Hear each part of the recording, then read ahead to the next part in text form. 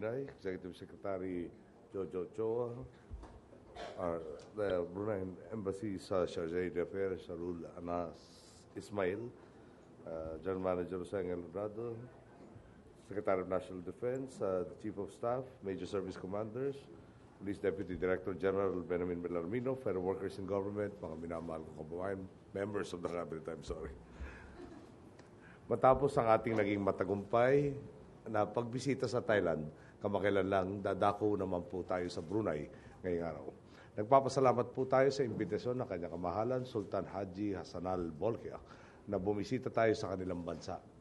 Isa po itong pambihirang pagkakataon upang mapatatag pa ang ating bilateral relations sa Brunei at may balita sa kanilang mga investor sa maaliwalas ng kalagayan ng pagnenegosyo sa Pilipinas. Tulad po ng lagi nating adikain sa pagbisita sa ibang bayan, nais po nating makipagtulungan sa Brunei sa pagresolba sa mga suliraning parehong hinaharap ng ating mga bansa. Isa na nga po rito ang pag-aksyon sa madalas na pagragasa ng mga kalamidad sa ating pumbayan.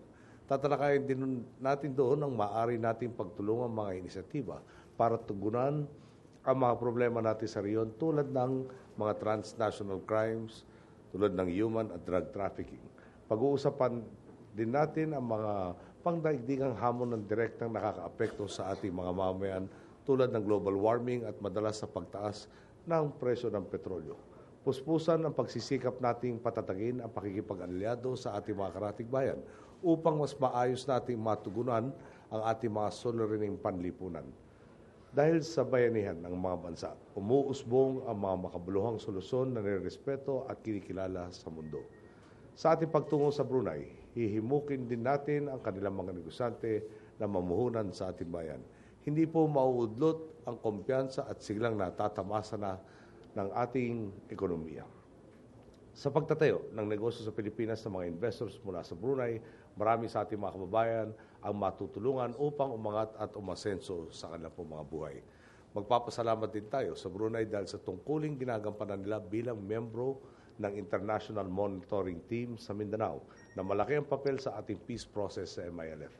Membro din sila ng Organization of Islamic Conference Peace Committee on Southern Philippines na may mahalagang papel din sa pagpapatupad ng ating kasunduang pangkapayapaan sa MNLF.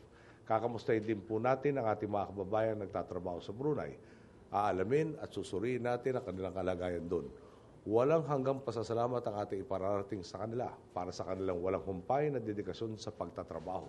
Pagtatrabahong inaangat ang kabuhayan ng kanilang pamilya at patuloy na pinauunlad ang ating ekonomiya. Patunay po ang magagandang resulta ng ating pagbisita sa ibang bayan na hindi paggaywang-gaywang ang ating programa para sa ating kasaganahan.